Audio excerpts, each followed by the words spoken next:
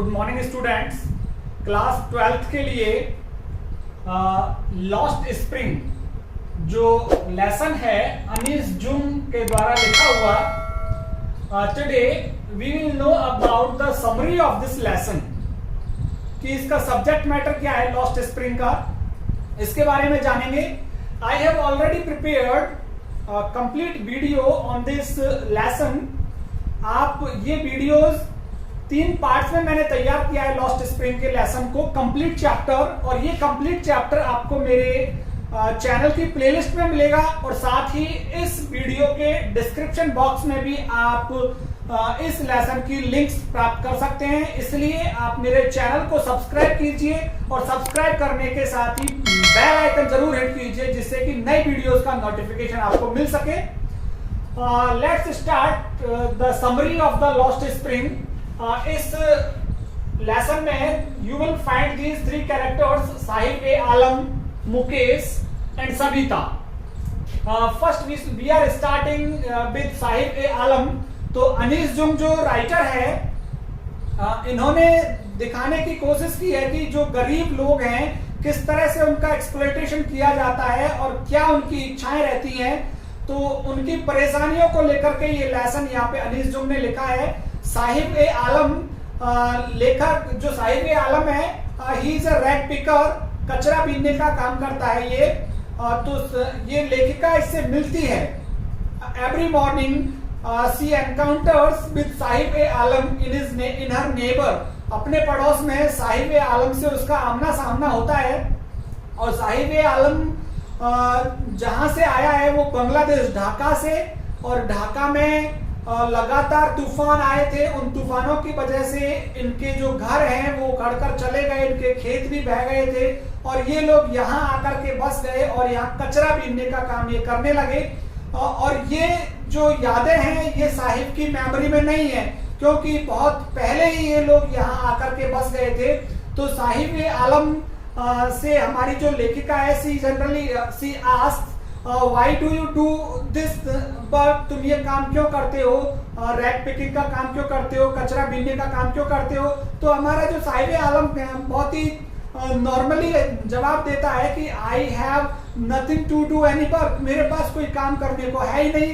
तो लेखिका उससे कहती है why don't you go to school, school क्यों नहीं जाते हो। तो फिर साहिब ए आलम कहता है कि हमारे पड़ोस में कोई स्कूल ही नहीं है। लेखिका उससे कहती है चलो मैं कोई स्कूल यदि मैं बनवा दूं तो क्या फिर तुम स्कूल आओगे। तो वो कह रही है कि मैंने एक हॉलो प्रॉमिस किया था। इस तरह के खोखले वायदे इनके संसार में भरे हुए हैं, इस तरह के हॉलो प्रॉमिसेस भरे हुए हैं। फिर एक दिन साहिब ए आलम मिलता है लेखिका से और वो पूछता है इज योर स्कूल रेडी, क्या तुम्हारा स्कूल तैयार हो गया है। तो लेखिका को ऐसा लगता है कि मैंने वो हॉलो प्रॉमिस किया था और उसका कोई मतलब ही नहीं था। वहां पे एक सुबह ये बच्चे जो हैं रैग पिकिंग का काम करने वाले हैं, ये स्पैरोज के जैसे आते हैं सुबह और दोपहर होते होते अपने घरों में वापस चले जाते हैं कचरा बीन करके। तो एक दिन ये एक बच्चों के समूह से मिलती है। तो उससे पूछती है लेखिका कि तुमने चप्पल क्यों नहीं पहनी हुई है।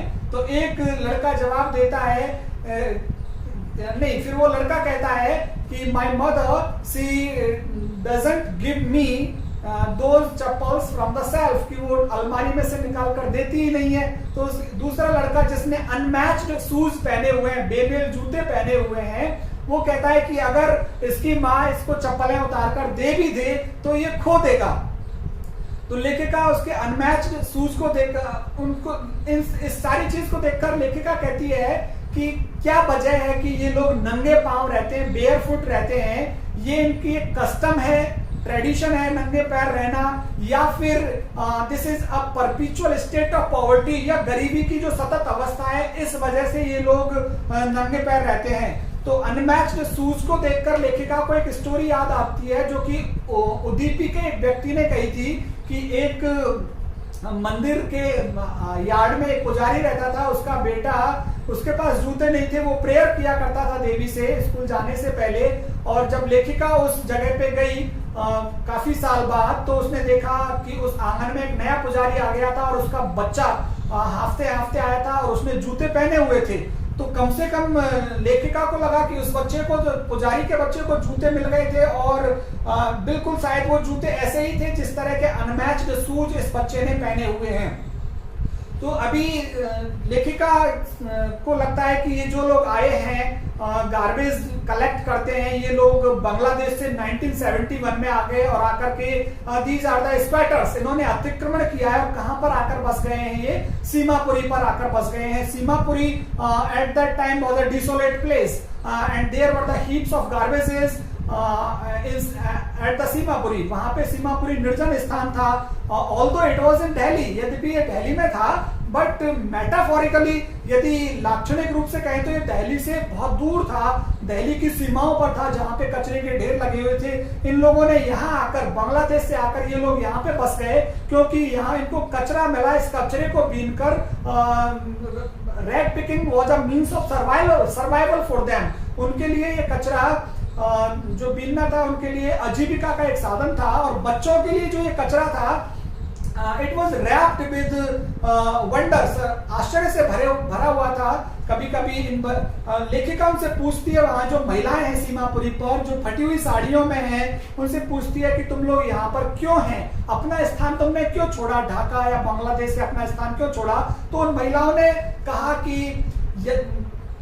यदि हमारे घर वालों को शाम को बिना पेट में दर्द किए हुए सुला सकते हैं तो हमें ये स्थान सबसे अच्छा है। मीन्स टू से उनके कहने का मतलब था कि जहां हम हमारे पेट को भर सकें, 2 वक्त की हमें रोटी मिल सके, तो वहीं पर हम रहने लग जाते हैं। हमें उन खेतों से कोई लाभ नहीं है जहां से हमको खाने को कुछ भी प्राप्त नहीं होता है। तो एक सुबह लेखिका हमारी मिलती है साहिब ए आलम।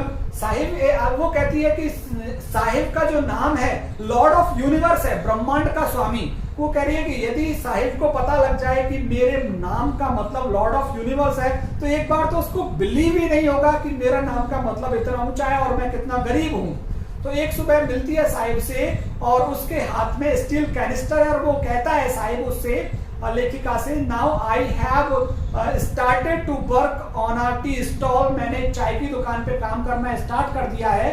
और लेखिका उससे पूछती है, are you happy to work there, क्या तुम वहां काम करके खुशी हो। तो उसका जो केयर फ्री लुक है वो एकदम से खत्म हो जाता है और वहां पे तनाव आ जाता है उसके चेहरे पर।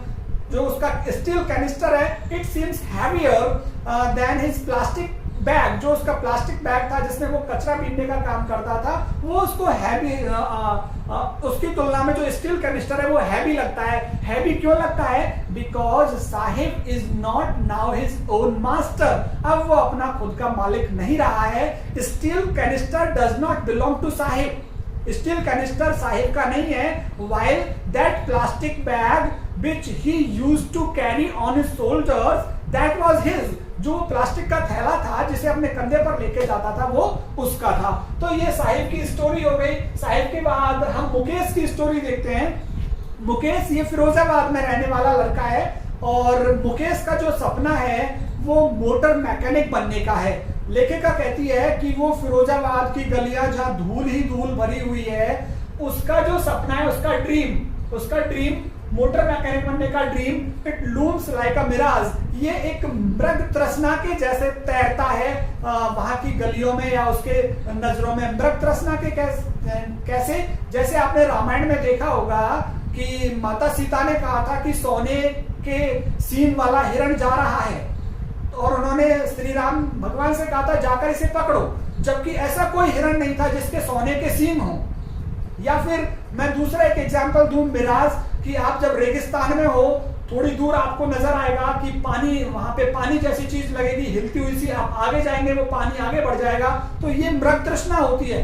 तो उसकी ये मृग तृष्णा थी जो कि तैर ही रही थी उसके सामने। उसका पूरा होना या ना होना पता नहीं, मुकेश मोटर मैकेनिक बनेगा या नहीं बनेगा, क्योंकि फिरोजाबाद एक ऐसा स्थान है जो ग्लास इंडस्ट्री के लिए जाना जाता है, बैंगल मेकिंग के लिए जाना जाता है, चूड़ी बनाने के लिए जाना जाता है।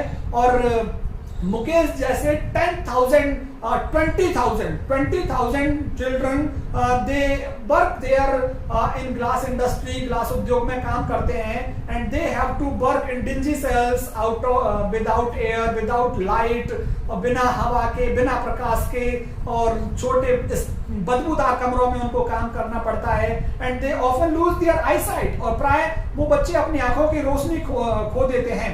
तो मुकेश जो लेखिका से कहता है कि our house is being rebuilt, और उस लेखिका को अपने घर पे ले जाता है। जब लेखिका घर पे जाती है तो वहां देखती है कि जिस जगह में होकर के वो ले जा रहा है, जिस गली में होकर, स्टिंकिंग लेन्स, बदबूदार गलियां हैं, चॉक्ड विद गार्बेज, और वो अवरुद्ध हुई पड़ी हैं, कचरे के ढेर लगे हुए हैं। और जिस तरह से सीमापुरी में भी जो मकान थे उन लोगों के, वो कैसे थे? Devoid of sewage, devoid of drainage, running water था वहां पे, एंड रूफ ऑफ टिन और टारपोलिन, मड स्ट्रक्चर, मिट्टी के ढांचे थे।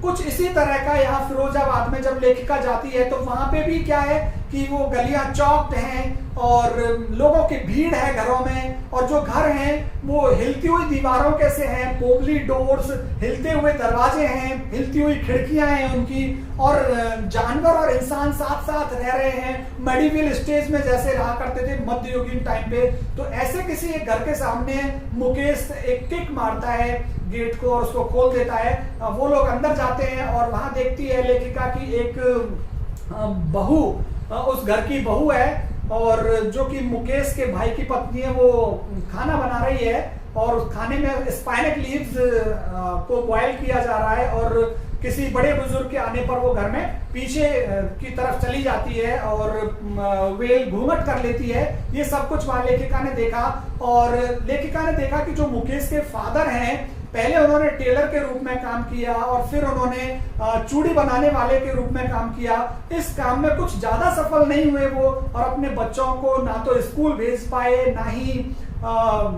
ना ही वो अपने लिए घर बना पाए। और मुकेश की दादी माँ कहती है कि can a God given lineage ever be broken, क्या भगवान के द्वारा दी गई वंश परंपरा को तोड़ा जा सकता है? कि मुकेश के जो ग्रैंडफादर हैं वो चूड़ी बनाने का काम करते थे। वो कह रहे कि मुकेश के दादा को मैंने चूड़ियों को बनाते देखा था, और उन्होंने चूड़ियां पॉलिशिंग करते करते उनकी आंखों की रोशनी चली गई थी, और जो मुकेश का फादर है वो भी चूड़ी बनाने के काम में ही जुटा हुआ है, क्योंकि वहां पे क्या है, हर दूसरा परिवार चूड़ी बनाने के काम में लगा हुआ है। फिरोजाबाद के हर घर में, हर गली में चूड़ियां ही चूड़ियों के स्पाइरल्स नजर आएंगे। All those colours will be there out of rainbow, rainbow में जितने कलर होते हैं वो सारे रंग की चूड़ियां, pink, green, blue, all these colours will be there. घरों में, घरों के आंगनों में, या फिर जो पुशिंग कार्ट है, उन पुशिंग कार्ट में भी स्पाइरल्स नजर आएंगे चूड़ियों के। फिर उसके बाद यहाँ पे हम सविता की स्टडी करते हैं। सविता एक यंग गर्ल है, और वो क्या कर रही है, she is helping a lady who is there in the house. घर में बैठकर एक लेडी की मदद कर रही है, और वो क्या कर रही है, she is belting glasses on the flames of a lamp. एक लैंप की फ्लेम पर बैठकर वो बेल्ट कर रही है, शीशे को जोड़ने का काम कर रही है, चूड़ियां बना रही है। और इस तरह से छोटे छोटे बच्चे चूड़ियां बनाने का काम करते रहते हैं। और लेखिका कहती है कि इन बच्चों की जो आंखें हैं, they are more adjusted to the darkness than to light, कि अंधेरे में ज्यादा अच्छी रहती हैं, इनकी आंखें बहुत ही समायोजित रहती हैं बजाय उजाले के, क्योंकि ज्यादातर अंधेरे में ये बच्चे काम करते रहते हैं। तो सविता जिन चूड़ियों को बना रही है, रेड बैंगल्स को, लेखिका कह रही है I think she doesn't know the sanctity of these bangles, की इस लड़की को इन चूड़ियों की पवित्रता का पता ही नहीं है। These bangles they symbolises Indian woman सुहाग, ये भारतीय महिला के सुहाग का प्रतीक है, और एक दिन इसको पता लगेगा when these bangles they will be rolled in her wrist and she will be married। जब इसकी शादी हो जाएगी और ये चूड़ियां इसके हाथों में पहना दी जाएंगी, तब इसको पता लगेगा इन चूड़ियों की सैंक्टिटी के बारे में। तो वो महिला जिसके साथ बैठकर ये सविता चूड़ियां बना रही है, वो महिला कहती है एक वक्त शेर भर खाना भी नहीं खाया। मीन्स टू से इतनी मेहनत करने के बावजूद भी उनको इतना खाना नहीं मिलता है कि वो पेट भर के खाना खा लें। तो लेखिका पूछती है वहां के यंग जो लोग हैं कि तुम लोग अपना संगठन क्यों नहीं बना लेते, अपना एक ऑर्गेनाइजेशन बनाओ और तुम खुद अपनी चूड़ियों को बेचो, मिडिल मैन के जो सर्किल है उसमें मत पड़ो। तो वो कह रहे हैं कि हम अगर बनाएंगे भी, पहली बात तो लेखिका कह रही है कि इन्होंने इतनी मेहनत की है कि माइंड नंब हो गया है, इनका दिमाग शून्य हो गया है इतनी मेहनत करते हुए, इनके अंदर इनिशिएटिव कुछ नया करने की ताकत है ही नहीं। और वो लोग कहते हैं कि यदि हम कुछ नया करें, यदि हम हमारा संगठन बना भी लें, तो जो पुलिस हमको अरेस्ट कर लेगी और हमको जबरदस्ती जेल में घसीटा जाएगा, और इसलिए हम इनको मिडिल मैन को ही बेच देते हैं, साहूकारों को बेच देते हैं। तो लेखिका यहाँ पे फिनिश करती है लेसन को कि मुझे दो वर्ल्ड नजर आते हैं, एक अमीर लोगों का, एक गरीब लोगों का। अमीर लोगों के वर्ल्ड में मुझे साहूकार नजर आते हैं, मुझे लॉयर्स नजर आते हैं, मुझे एरिस्टोक्रेटिक पीपल नजर आते हैं, और दूसरी तरफ ये गरीब लोग हैं, इनके ऊपर इतना वजन डाल दिया है इन अमीर लोगों ने इन गरीब लोगों के ऊपर कि वो उस गरीबी के वजन से ये बच्चे और इनके माता पिता निकल ही नहीं सकते। तो फिर लेखिका मुकेश से पूछती है कि जब मुकेश ये कहता है कि मैं मोटर मैकेनिक बनना चाहता हूँ, मैं गाड़ी चलाना चाहता हूँ, वो कह रही गैराज तो यहाँ से बहुत दूर है। वो कह रहा है कोई नहीं, मैं गाड़ी ड्राइव करना चाहता हूँ। लेखिका उससे पूछती है कि क्या तुम एरोप्लेन भी चलाना चाहोगे, क्या एरोप्लेन उड़ाना चाहोगे क्या? तो वो केवल मुकेश देखता रहता है। वो कह रही है कुछ एरोप्लेन वहां फिरोजाबाद के ऊपर से उड़ करके जाते हैं। तो यहाँ पे अनीस जुम ने दिखाने की कोशिश की है कि जो पुअर सेक्शन है, गरीब वर्ग है, वो किस तरह से एक्सप्लॉइट किया जाता है रिच पीपल के द्वारा, साहूकार के द्वारा। आई होप आपने एंजॉय किया होगा इस लेसन की समरी को। मैंने आपको बताया कि इस लेसन की, इस समरी की वीडियो के डिस्क्रिप्शन बॉक्स में आपको इस लेसन के तीनों पार्ट्स मिलेंगे। समरी पढ़ने के बाद आप डिटेल स्टडी कर सकते हैं तीनों पार्ट्स की, और मैं समझता हूं आपको लेसन बहुत अच्छे तरीके से समझ में आ जाएगा। आप प्रत्येक प्रश्न का आसानी से जवाब दे पाएंगे। इसलिए आप बने रहिए मेरे चैनल के साथ, सब्सक्राइब कीजिए, और मैंने बताया आपको बेल आइकन जरूर हिट कीजिए जिससे कि नई वीडियोस का नोटिफिकेशन मिल सके आपको। बहुत बहुत धन्यवाद आप सभी का।